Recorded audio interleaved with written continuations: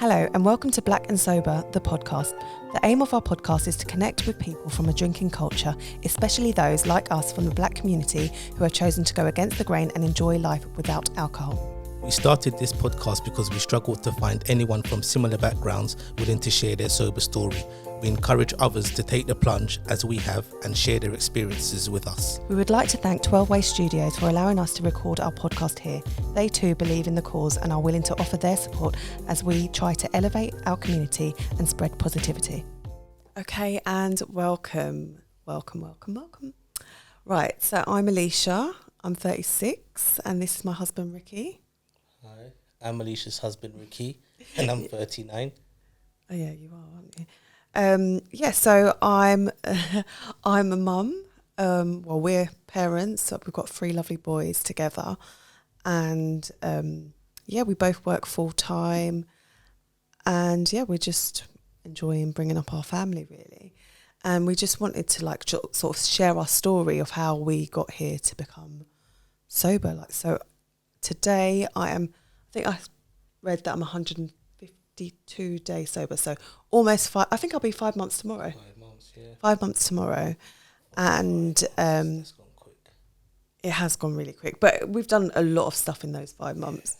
So I just want to go back a bit of how I basically got here. So growing up, alcohol was around me. My dad is an alcoholic, so he used to drink quite a lot. Growing up, I just remember finding bottles everywhere, like down the side of the sofa. It wasn't not normal for him to come in when he's come home from work with bags of alcohol to drink that evening. So it was just really normal. I thought that's what every dad did. But it was always around us, and I could always I just remember always being allowed to have a little sip. I would be like, "Oh, Dad, can I have a little sip?" But were the bottles hidden, or would you just stumble across them, or you can tell they had been hidden? Well, he would never throw them away. This is what I didn't understand. He would never throw them away. He would, he would drink it, but then he would just hide them because it's a way to we'll get onto that later. But it's a way to, I don't know, kind of show everyone that you didn't really drink it. So you've just hidden the empty bottle rather than throwing it in a bin. But yeah, that doesn't really make sense to me. But and then when I became about 14, I started drinking with friends. So I remember us getting drunk at school on my birthday. So my 14th birthday, me and some friends went to the shop. We were always served alcohol in our school uniform.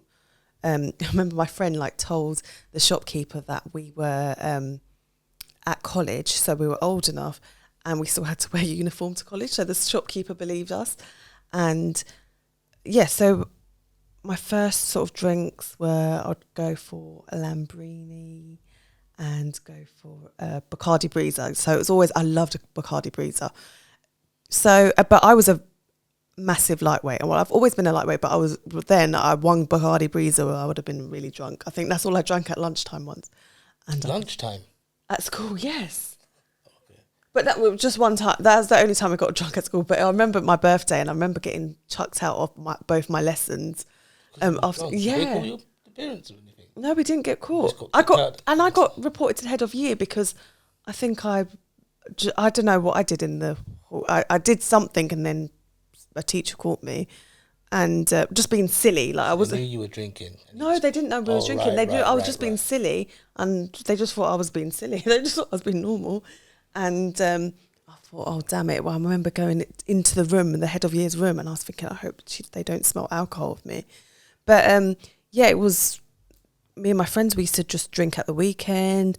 If ever someone's parents were going away or they were out for the night, we'd go over to my house or their house, and we would always have a bit of alcohol. And I remember just feeling, I don't know, just elated with it. I was just so happy and silly and having a laugh, and it was just it kind of made me escape from home life, because home life wasn't great when I was a teenager. With my mum and dad breaking up while I was doing my GCSEs, it was just a horrible time. So I think when I got hold of alcohol and being my friends, it was just oh my gosh, I was I just remember really enjoying it.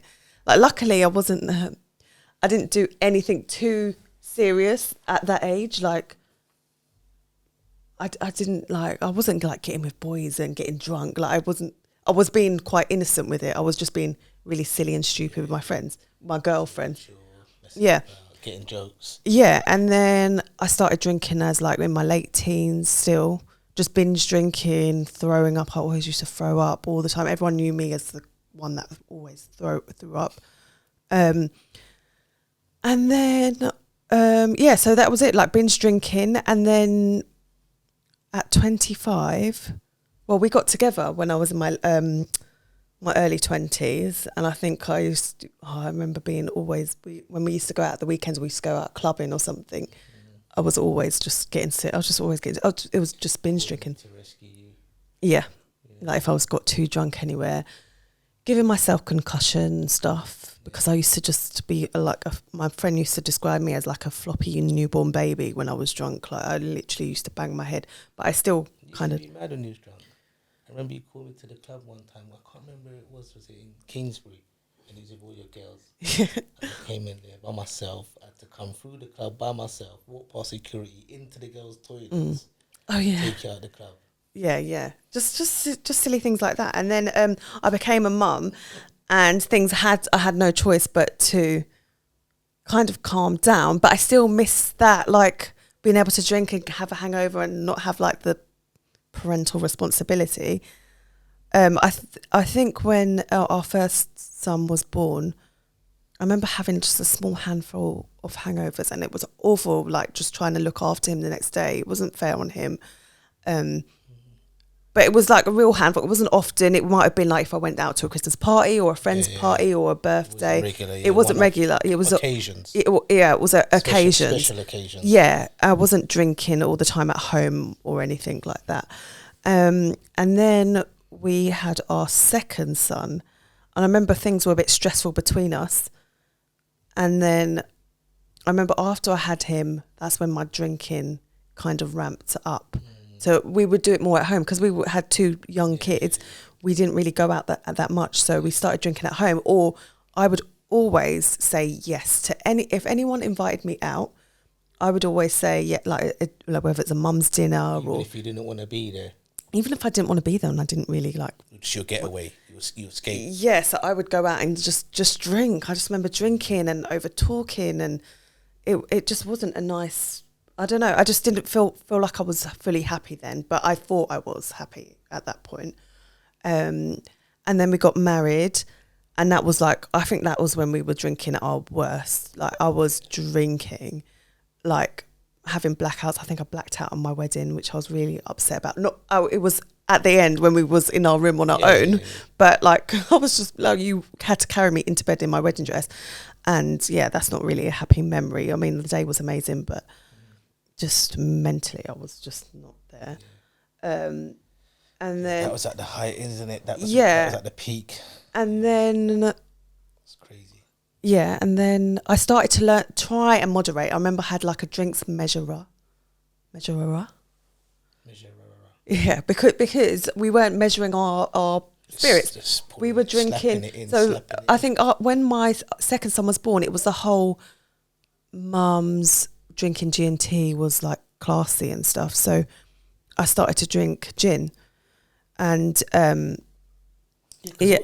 because apparently it wasn't gonna. Yeah, I was drinking wine before, but apparently gin didn't give you that hangover, even though it made me. Well, I probably did have. I think I did have quite a few hangovers with gin, and then we moved into our house now. So we bought our house, and I felt really happy then. And then I was like, right. COVID came. Yeah, Then we would just drink on the weekends. We would drink on the weekends, Friday and then Sunday. and then COVID came, and I think that's when we were. I was drinking. I thought I was moderating, but I was drinking, like measuring. Like I knew my limits of how much I was like. Yeah, because we was doing house party. Yeah, so we would literally Zoom rave it up. Yeah. During COVID on house party and Zoom meetings, Zoom birthday parties and stuff. But But drink for me, like always, like the next day I would be like feeling so crap, but not just the hangover, but anxiety as they call it. Like I was always anxious, like, oh my God, did I say something? Because I was always known for saying stupid shit.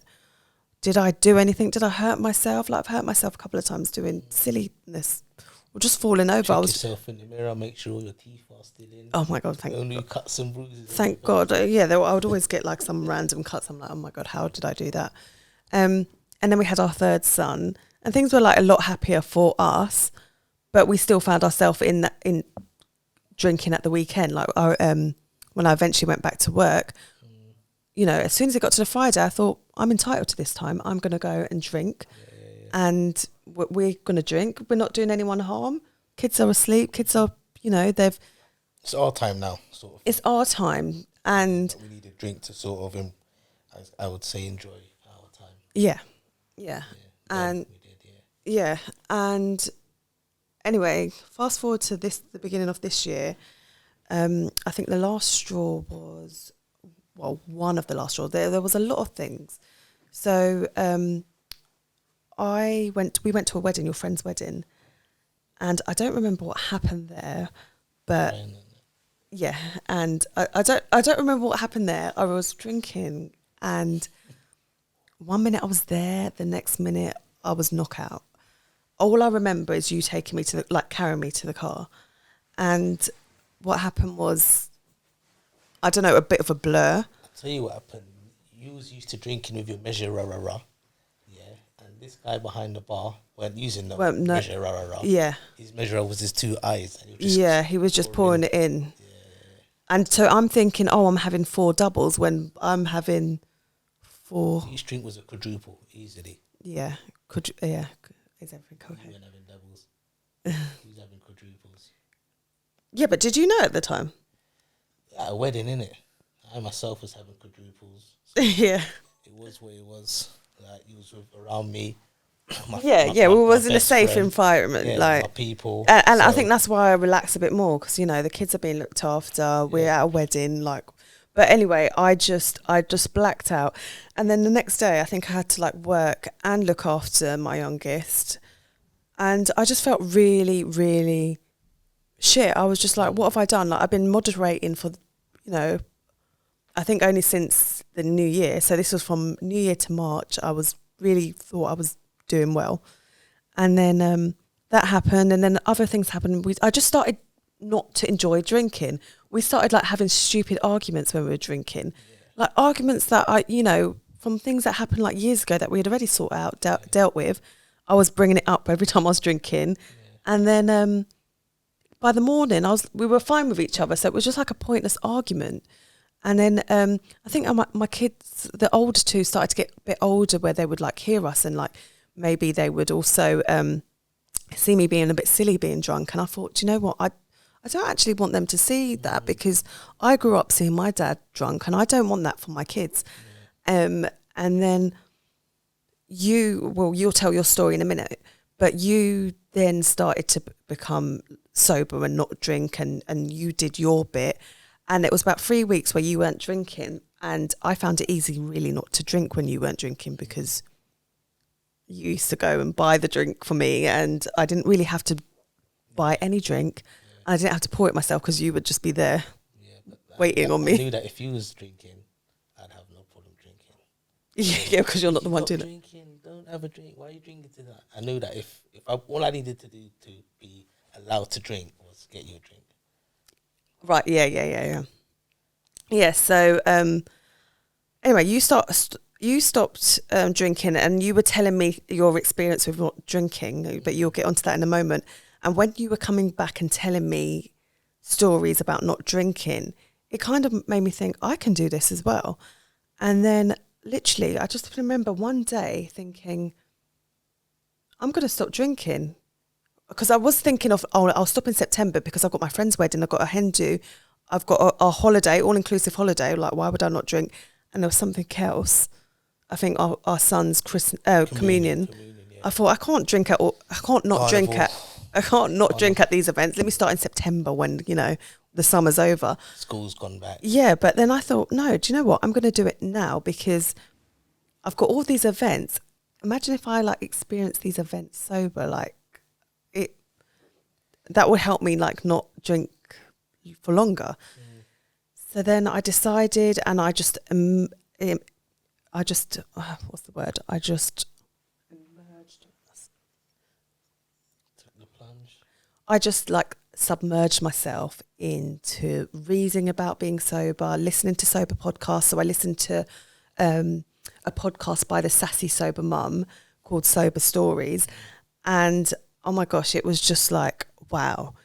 It wasn't necessarily people who are alcoholics that were talking. It was just people like me who, because I don't really identify as an alcoholic as such, but I know I had a problem with moderation. Like I found it hard to moderate. Yeah. I would go out with a friend and say, oh, I'm just going to have one drink. And then we'll be like, oh, God, should we have a bottle? And then be like, oh, Ricky, I'm going to actually have a drink tonight. And even though I decided at the start that I wasn't going to have a drink, it turns, you know, like I had trouble with that. I couldn't say no at times. And I just found it like a weight off my shoulder, of my shoulders, especially when I was listening to other people's stories.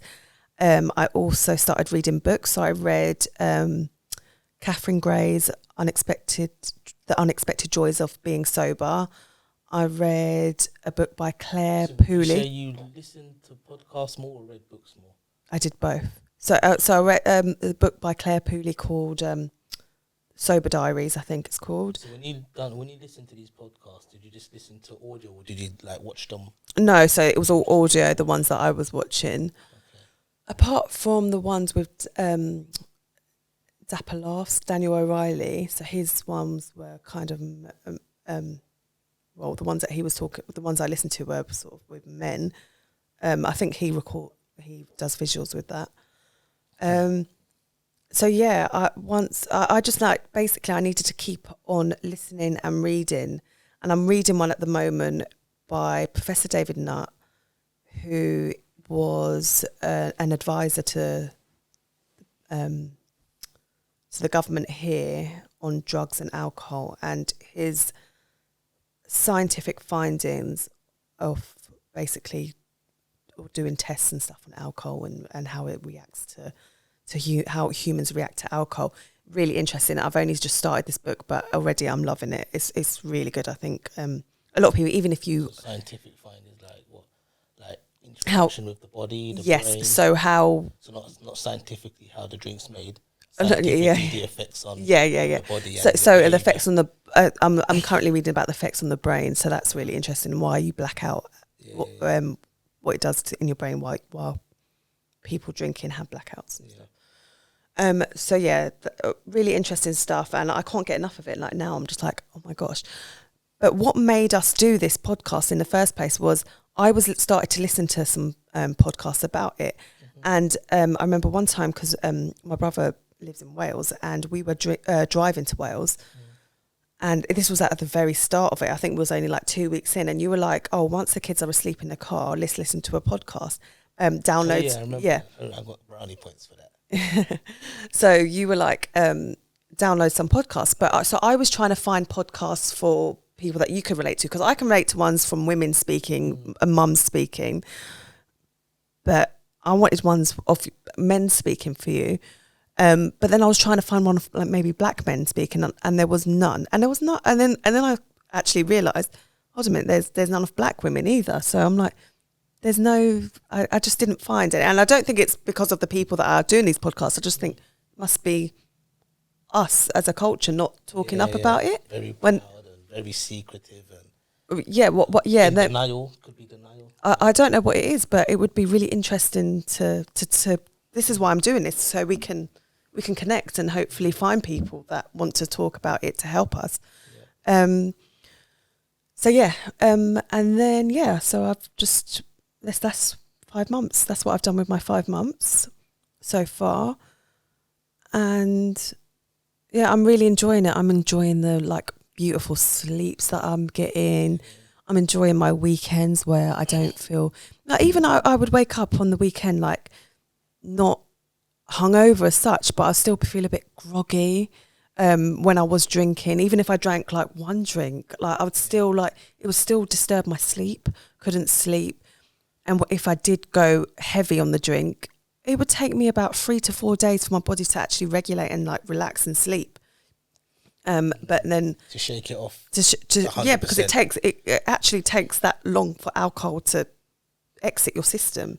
Now, when they say exit your system now, if you have one drink compared to if you have, because obviously you know the science of it, I don't. I've only started reading, so don't ask me. I'm not a scientific expert. If you have one drink on in an evening, or you have 10 drinks in an evening, does it still take the same amount of time for it to exit your body, no matter the volume or how much? No, I think it would. I think it would. The more you have, the longer it would take. I think so. Yeah, okay. It would. That's why you would get a worse hangover if you drink more, I think. But I don't know. I'm really not going to speak on the science of it because I'm still learning about it, and I'm not a science expert. Okay. But yeah. So what was I going to say? So now I've really been enjoying it. I've enjoyed a wedding, my friend's wedding, where I was bridesmaid. My friend actually messaged me like a couple of weeks ago and was like, you were such a vibe on the 0% gin at the wedding. But like, if I'm around good people, like, and good people, good energy, like I can feel like I'm drunk. Like I can feel happy and get those natural, buzz. Yeah, just get that natural high kind of thing. With them, if I'm around my friends and family, that energy in it. But yeah, and it doesn't necessarily mean that they're not like there were most of the people that I was partying with were drinking as well. But it just felt nice. I just felt a bit more mature as well for once. You can be I'm a bit of reasonable one, the sensible one. Sorry, for once. You can be on their level, have the same amount of fun, but you've got better memories of it because you remember the night, and in the morning you're good to go. Yeah. It just feels like a win-win now. Now I'm on the other side of it. Yeah. Well, I feel, still counting the days, but, you know, it feels much more better now. So, yeah, I'm enjoying it. I'm enjoying finding new places to go where sober people are partying. We've got one to go to next weekend. For our wedding anniversary, we're going to a sober bar in central London. So we'll like let people. I never thought I'd hear us say this. I know. I never would think this. I'm going to a sober bar. Like how bizarre is like that? People know us. Yeah, I'm really looking forward to us. But I just want people to get a picture of us. People would be invited to our children's birthday parties or christenings, communion, and know they're going to come there to have a good time drinking. To be honest, on the food and drink list, if we're having it at our house or we're sort of entertaining or providing the food and drink, on top of the list will be alcohol. Yeah, alcohol. That would come before food. Yeah, exactly. Before us, yeah. So we what type, and people will know. Oh, I'm going to go there to drink. Mm-hmm. And yeah, it wasn't like not normal. Like it was just.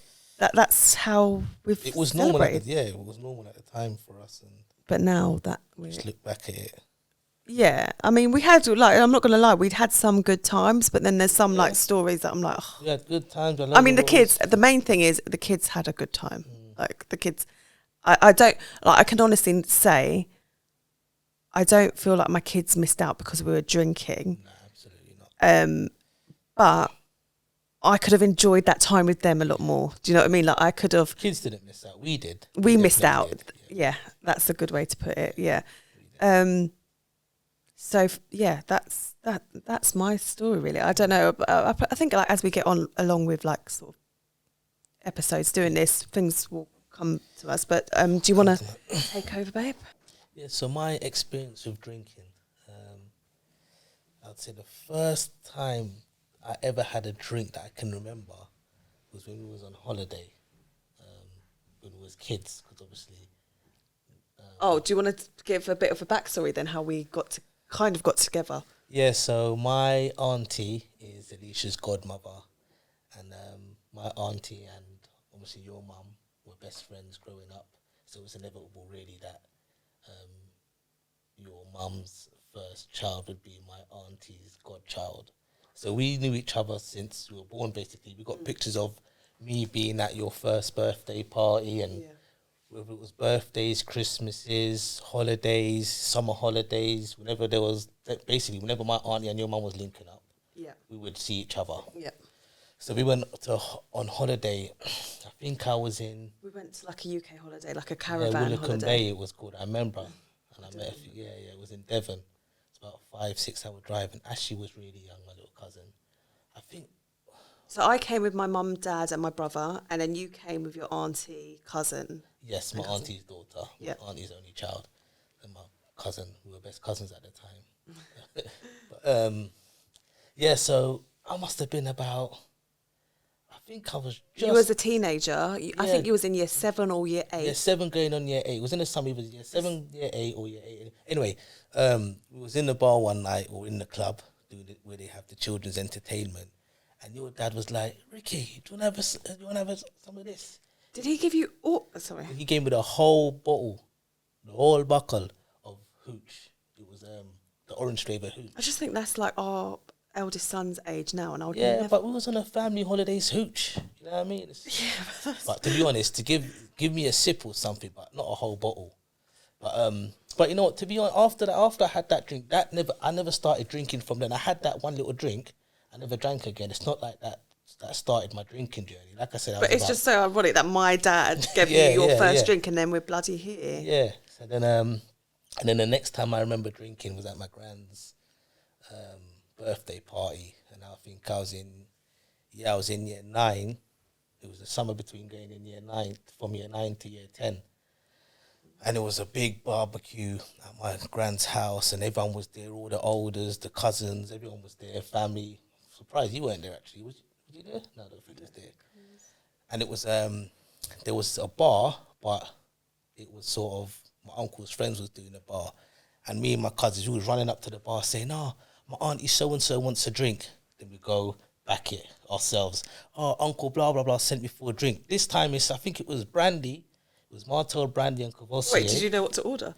We were just saying brandy, but that's the kind of brandy that they had, and it was in plastic cups. And it was getting it with no chase, just the brandy straight. No ice, no chase, nothing. So we get the brandy, run off, back it, go back to the bar. My mum said she wants this drink. Run off, back it. My uncle said he want... Anyway, the last thing I remember was falling down the stairs. And the next... It's not funny. It's so not funny because you're only 14, 15. Anyway, fell down the stairs, woke up in the hospital, and I'm trying to pull the wires out my arm, and I don't know where I am, and I'm just seeing bright lights. Obviously, it's the hospital light, and I think someone said, I'm saying, yo, where's the drink, or did everyone get their drinks or whatever? So obviously I know what's going on. So I'm saying, did everyone get their drinks? So like, I'm still trying to carry out the lie of getting drinks for people. Yeah, I was still drunk. Yeah, but I was really bad. I had to get my stomach pumped. I remember the ambulance came for me. I had to call 999 because I wasn't responding. And I had on the blue lights, the blues and twos, the sirens and everything. And before they put the siren on, I remember my mum said to me that we was in the ambulance, and the ambulance stopped at the red light, and the nurse that was in the back of the ambulance with us said, listen, you can't be stopping at red lights. The condition he's in, you need to put on the blues and just go for it. Yeah, so that was my first experience of being drunk. And after that, I didn't drink. I couldn't stomach it. I couldn't even smell it. I couldn't walk down the alcohol aisle in the supermarket. It would make me feel sick. I'd heave. The smell of it, even the thought of drinking. And so I didn't drink for a good 6 years or so. And the next time I drank, I remember I was 21, was in Tenerife for my best friend's 21st birthday party. And it was a bit of peer pressure. Everyone knew I didn't drink. And it was just, go on, Rick, have a drink. It was 21. It was my first holiday abroad as well, like sort of lads' holiday. And I thought, you know what? I'll have a few drinks. Sorry, can I just ask you, before then, was you quite a confident person? Like, was you quite a quiet person? Those are my prime years, innit? Like, I was quite confident, like... As a teenager, like 18, as a teenager, 19, yeah. 20. I was like... I wouldn't say I was very popular, but sort of I knew a lot of people.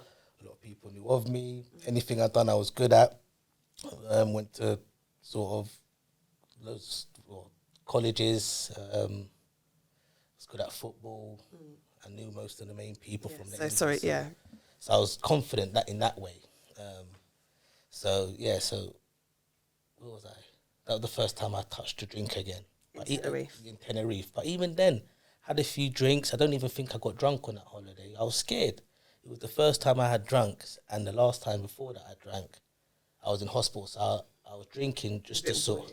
Yeah. I was a bit more wary of it, and so came back from Tenerife, and then with the job that I was working, we used to stay behind, or they used to stay behind. My colleagues used to stay behind. We were working in the garage, very well-known company within the automotive industry, repairing cars and that. Very successful business, and we used to stay behind after work, and a lot of the guys used to drink. We shut the garage at 6 o'clock. 9, 10, 11 o'clock, we're still there. I'm not drinking, but I'm still there. I ain't got nothing else to do. This is before me and you started getting out.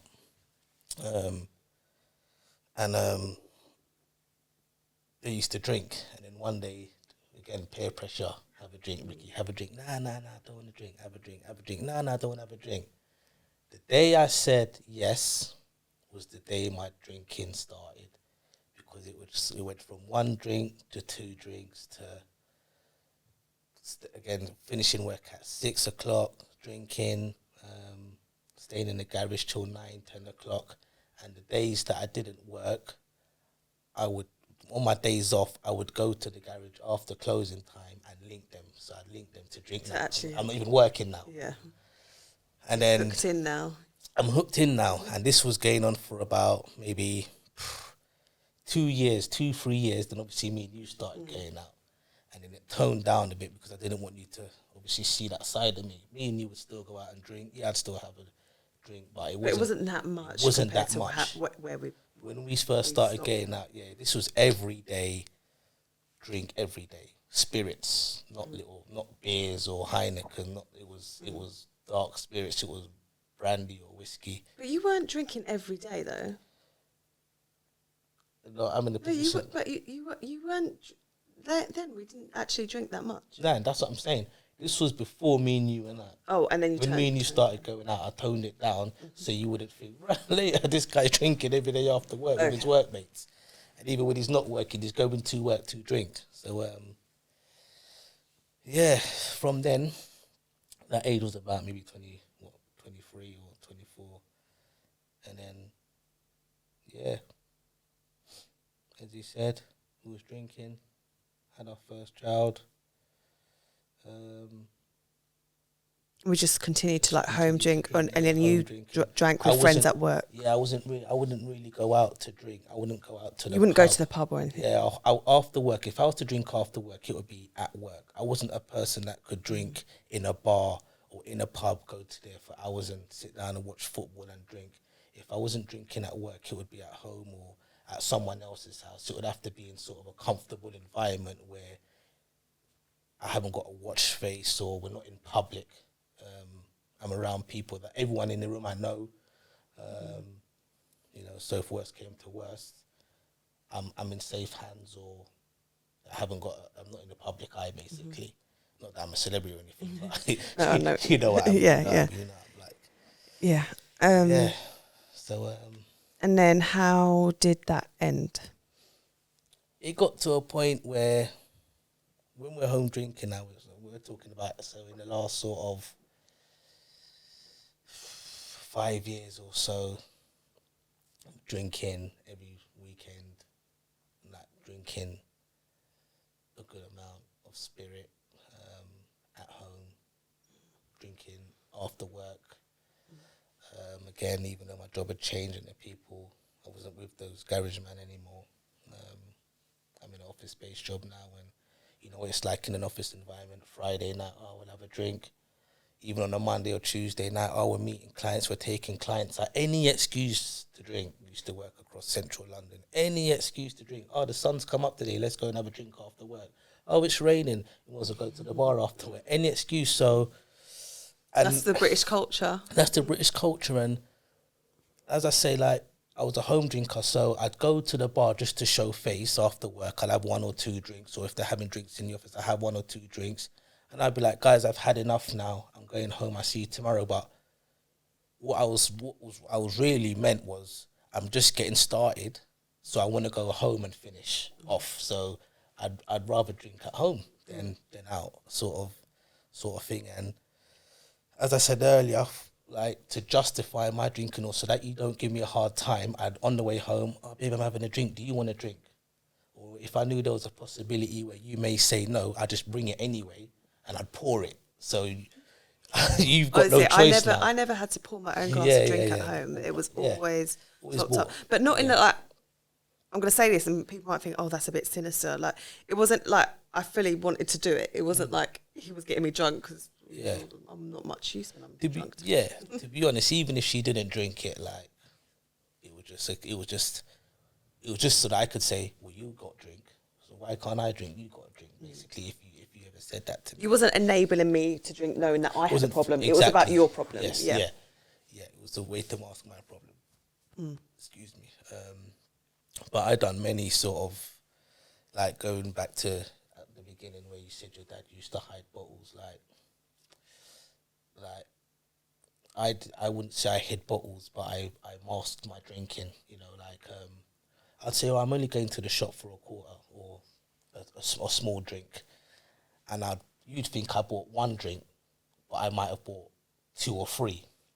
Back the first one quickly, and then so you'd think that I'm still on the same bottle, but these times I'm on the second one. Even if I back the second one, I might, and I wanted to carry on drinking more, I'd make up an excuse. Oh, Alicia, we need breakfast for the morning. Oh, Ricky, we've got that. Or, you know, we've got eggs in the fridge. I'd hide the eggs and say, Alicia, we're going to give the eggs. What are we going to have for breakfast in the morning? Oh, we'll have eggs. And then I'd bring the eggs out with me.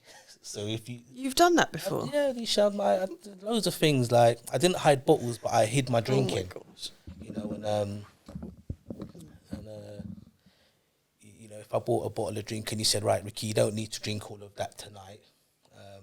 I used to drink brandy, so I'd drink it all, then I'd top it up with water and a bit of Coke, so it gets the colour back, so the drink would be more. I would have drank more than you thought.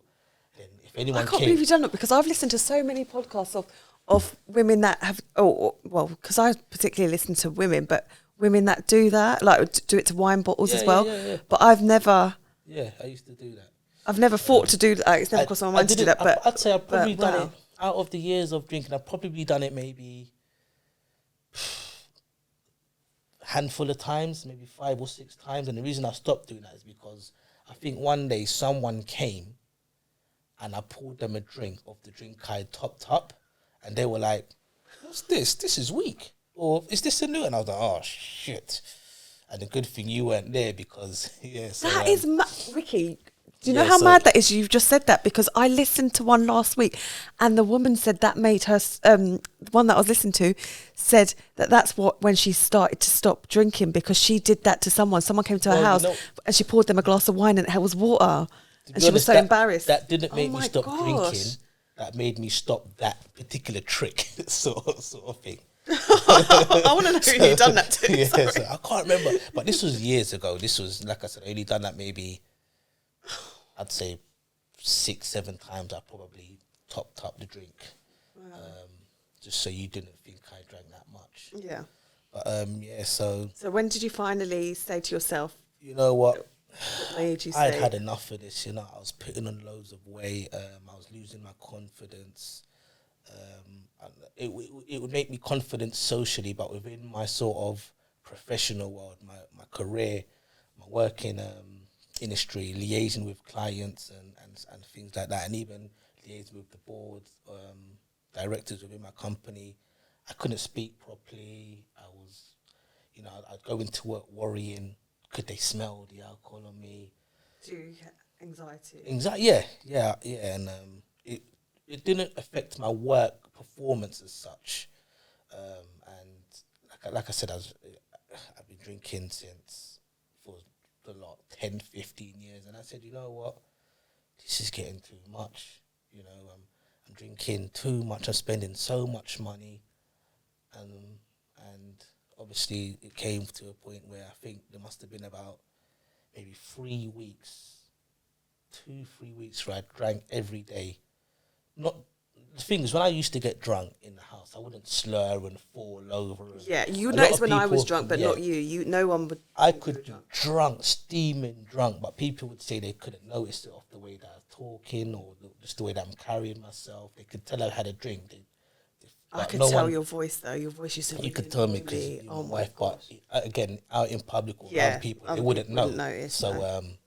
so I can't remember why I started to speak about that, but Just how you were masking it, and then now you. yeah. So, going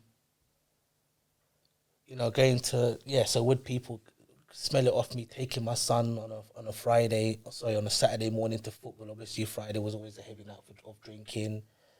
I used to purposely stand away from the other parents or the coach so that they couldn't maybe get a whiff of it, or from the night before, obviously. And on a Sunday, 9 o'clock kickoffs, and it's raining, it was just getting hard. And I just said, you know what? Yeah, sorry, that's where I was. So I think it was about 2 or 3 weeks in a row where I was drinking, and he was like, "Ricky, that's enough now. Come on, you got to rein it in." And then I was like, "No, I'm fine, I'm all right." And you sent me a few classes to go to, AA classes, and I was like, "I don't need this. I'm not an alcoholic." I sort of saw it as a disrespect. And then I remember one day you said, "Ricky, get out of the house, go to this class, and don't come back." And I thought, you know what, I'm gonna go. And my intention was to go to the off license and just drink more, just sit in my car and drink. But I thought, you know what, let me give it a go. And that was the best thing that happened to me in terms of the drinking and my journey with alcohol. Going into that class, I thought to myself, I never knew what it was. They asked me to sort of introduce myself. I said my name, and it was like the movies, like, "Oh, hi." Everyone said hi at the same time. I was like, "What is this?" So in those classes, do you have to say that you're an alcoholic? Yes, yeah. So everyone says, "Hi, I'm Alicia." Yeah, Or, yeah. I'm So an let's say alcoholic. you come in there, even if you want to say, no matter what you want to say, You have to say. you have to say, "My name is blah. I'm an alcoholic." Yeah. So, if but whether do you you're gonna say, is that say what reading, would a you say prayer- you identify with that?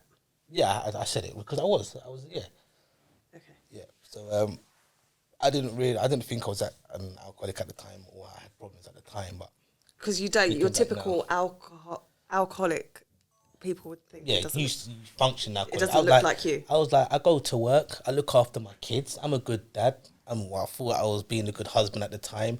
I don't sleep in, I don't vomit, I still function. My house is still clean, I'm still bringing the money, and I'm still able to drive. I'm still there for my kids. I still read them bedtime stories. I take them football. I take them swimming. I cook. I clean. I'm not an alcoholic, but I couldn't do none of that if I was drinking.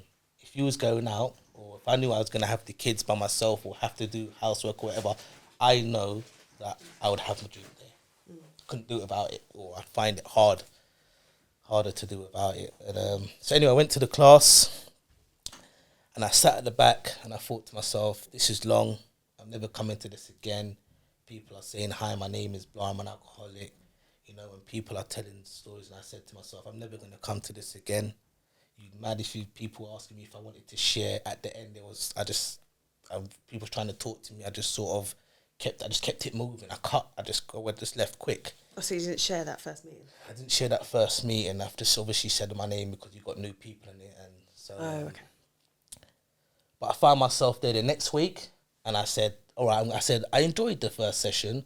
I'm going to go to the second session. I'm not going to share. I'm just going to sit at the back. There's me in the second week sharing, talking my business, this big old 5 minutes into the point they had to say, okay, like they had to hint, like, all right. And then, so then Which is so surprising. Like, I'm so proud of you for doing that, because that is not you. Even like listening to you, you're not that sort of person. Yeah, so then I went for the 3rd week, 4th week, 5th week, and I'm sharing, I'm getting to know people, I'm getting there 5 minutes early, I'm having a chin wag with the other people that are there, I'm staying after, I'm getting the chips, I'm getting the material, I'm getting the content, I'm reading stuff, I'm now in the WhatsApp group, like, I'm fully in this thing. So I was enjoying it, and then I went for 8 weeks, I think. I've done six classes, missed the 7th one, went to the 8th one, so I did 8 weeks in a row, and then I can't remember what happened. It came to summer. It was a summer holidays school, Yeah, and then we were on like holiday. I missed 4 by accident. I think it was 1 week was camping, another week was we was doing something. Anyway, Yeah. but there was good valid reason because I was actually looking forward to go, and then I didn't go back. Not because I didn't want to. It's just I just didn't. Yeah. And yeah, like you said, it's been 150 odd days.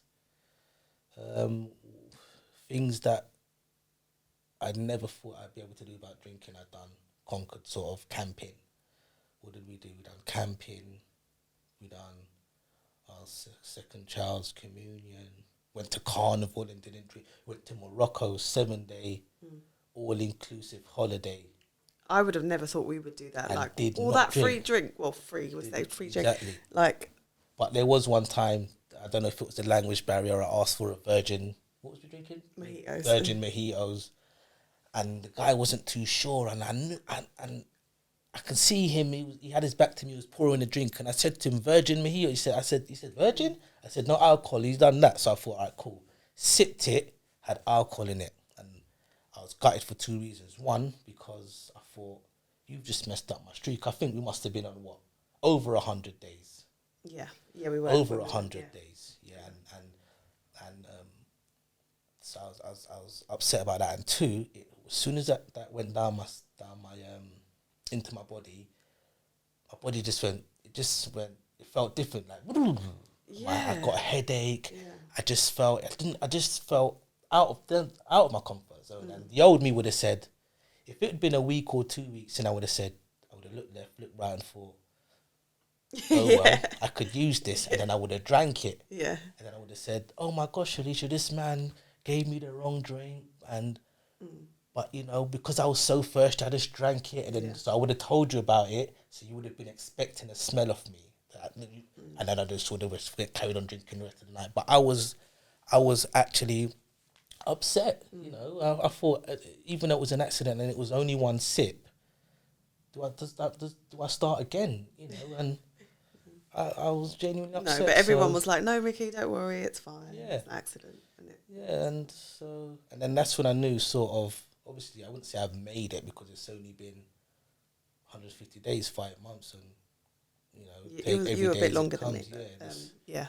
Take every day as it comes, and it's been a good journey so far. Yeah, like us as a couple, we've come our relationship is totally different. Totally different. Our communication has just improved.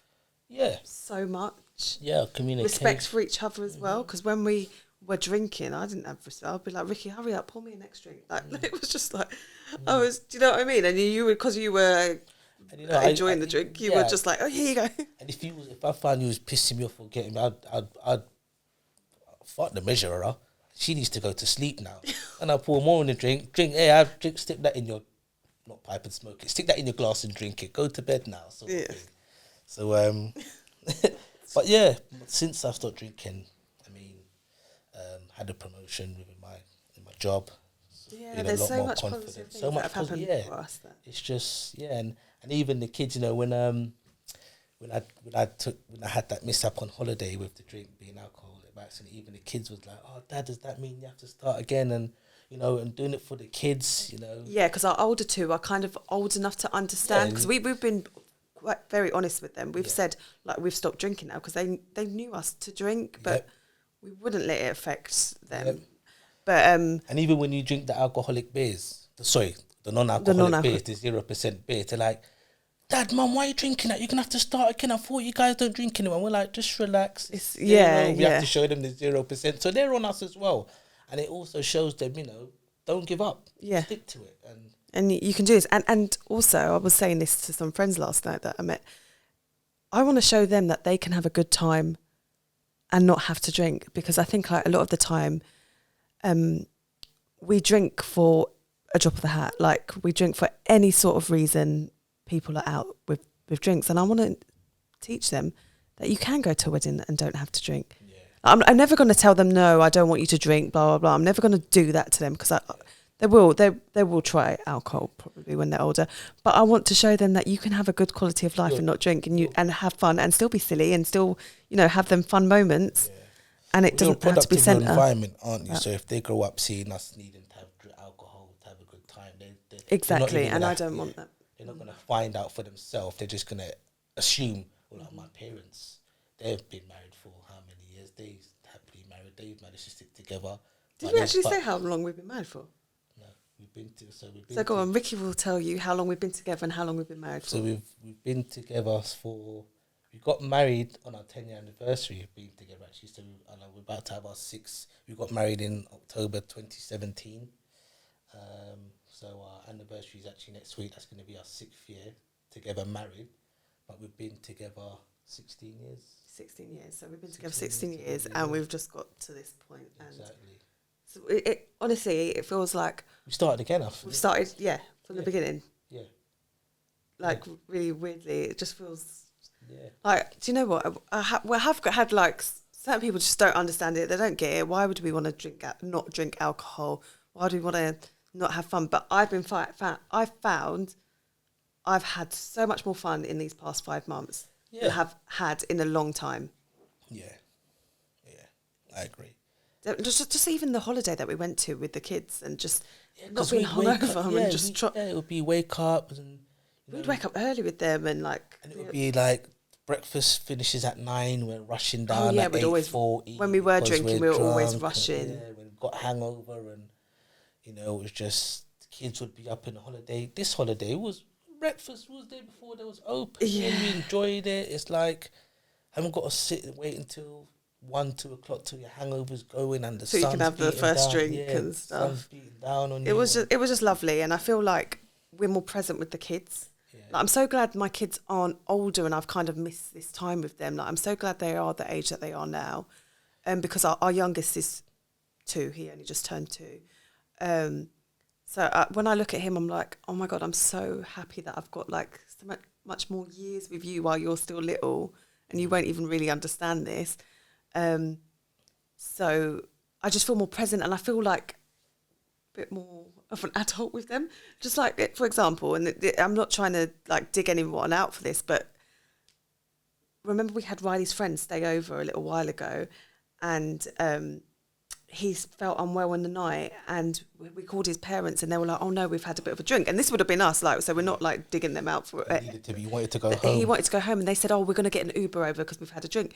And we were like, oh no, don't do that. We'll drop them. Like we probably never would have been, it was a weekend. So we would have Saturday been night. Drinking. And I just felt like, oh my gosh. Because we weren't drinking, we were able to drop him home. Like, that is just so responsible. Just little things like that. It made me think, oh my gosh, I didn't even have to think. We don't even have to think about things like that. If we go out, who's driving? Yeah. If you want to drive, we drive. If you want to catch transport or cab, we do that. So we don't have to think who we're going to drive. Are they going to serve alcohol there? Are they going to have my drink? Is this person going to have... We don't have, like, it's just a big relief. It's a relief, yeah. A big weight off my shoulder, yeah. Not having, even me just thinking about, oh, I'm going to go for dinner next week with the girls. Am I going to drink? What am I doing the next day? Am I going to, like, be able to do what I'm doing the next day? We're drinking the night before, or am I going to drive? Or it's just like, there's so many questions that I have to ask myself around drinking that I don't have to have anymore. I don't have that fear of like, oh shit, what did I do? What did I say? I'd say for me it was a third of, I'd say it was 33.33% of taking up my mental capacity when I'm going out. If I'm going out, it was always the outfit, who with alcohol. Now I haven't got to worry about that, alcohol anymore. Like, how much am I going to drink? Am I going to drive? If I do want to drink, if I am going to drive, I'm not going to be able to drink the way I want to. If I do drink the way I want to, how am I going to get home? Is there going to be somewhere to leave my car? If there isn't, am I going to drink and drive? It's just... Yeah, and do you know what? I remember so much. When I did used to drink, I used to be in a bar because the last sort of drink that I was drinking was my Ray and Nephew. Loved it. So, but it wasn't. It was very rare to see Ray and Nephew in the bar. But when I did used to see it, I used to be like, oh my gosh, I've got to get it, blah, blah. So, but I used to struggle. Like, sorry to interrupt. Don't you find that now we've stopped drinking, we're starting to see... I'm seeing it everywhere. I'm like, oh, thanks. It's just, but yeah. No, I know. I do see it. But now, even now I've started to not think about drink as much as I was thinking. Like before, I'd go past the bar and kind of look at it and sort of like, I don't know. But now I can just walk past the bar. And I remember the other day I said, oh my God, I just walked past the bar and I didn't even look at it or didn't even acknowledge it. It was just like, you know, because I work in the city as well. And there was, at lunchtime, if I go on a walk, there's always people in a pub, bar, starting, no matter what day it is, they're all, time, yeah. What day, So, I mean, in the summer, I was like, right at the beginning of summer, I was feeling a bit like, oh my gosh. But now, it doesn't phase you. me. It doesn't phase you at all, me neither, Yeah, I just, for me, what helps me is just think about how I would feel after that, and it would be shit. I'd feel shit, feel rubbish the next day. My anxiety would be high. I wouldn't be 100% there for the kids. Yeah. I'd be thinking about that. Remember, we used to plan who's gonna be doing the morning shift, right? Yeah. Right. I'm only gonna have a little bit to drink tonight because I'll get out with them in the morning. No, but I got out with them last Saturday. No, okay. So who's gonna go out with the kids in the morning? Now we just both get up. And we've saved money on not only drinking alcohol but also the McDonald's breakfast. We used to like surprise the kids, be like, yeah, Sunday morning, here you go, have McDonald's for breakfast. Because we want to give you a treat. Yeah. Because we can't be bothered to make breakfast. Yeah. And we needed fat. Yeah. We needed carbs. And they'd be like, guys, if we get you breakfast, you have to do this, do the houseware, it was a bribing tool as well to do things we couldn't. Yeah, so now I think they're like, well, where's the McDonald's breakfast? But no, it's just lovely that we can have those mornings with them and just be there to make them breakfast and you know, put on some music in the morning and just have lovely weekends with them. Thank you for listening. If you would like to share your sober journey with us, please send us a DM via our Instagram page at Black Sober Pod. We would really love to hear from you. Take care and stay tuned.